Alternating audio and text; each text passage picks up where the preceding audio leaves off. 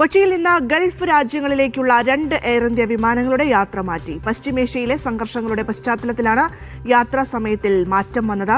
ഇന്ന് രാത്രി 7-ന് പുറപ്പെടേണ്ടിയിരുന്ന ദോഹ വിമാനം പുലർച്ചെ 2:30-നാണ് പുറപ്പെടുക. രാത്രി 10-ന് പുറപ്പെടേണ്ട ബഹ്റൈൻ വിമാനം രാവിലെ 8:30-നും പുറപ്പെടും. പശ്ചിമേഷ്യൻ സംഘർഷത്തിന്റെ പശ്ചാത്തലത്തിലാണ് എയർ ഇന്ത്യ 2 വിമാനങ്ങളുടെ സമയമാറ്റം ഇപ്പോൾ അറിയിച്ചിട്ടുള്ളത്. നെടുമ്പാശ്ശേരിയിൽ നിന്നും പോകുന്ന വിമാനങ്ങളുടെ സമയമാറ്റമാണ് ഇതിൽ പ്രധാനമായി പറഞ്ഞിട്ടുള്ളത്. രാത്രി 7 മണിയോടുകൂടി ദോഹയിലേക്ക് പോകേണ്ട വിമാനം പുലർച്ചെ 2:30 ഇത് സമയമാറ്റം അറിയിച്ചിട്ടുണ്ട്.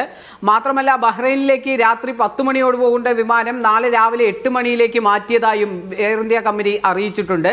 അതേസമയം രാത്രി 8:30 പോകേണ്ട ദമാമിലേക്കുള്ള വിമാനത്തിന്റെ സമയം 10 മണിയായിട്ട് മാറ്റിയിരുന്നുവെങ്കിലും 9:53 തന്നെ ഈ വിമാനം നെടുമ്പാശ്ശേരിയിൽ നിന്നും പറന്നു ഉയർന്നിട്ടുണ്ട്.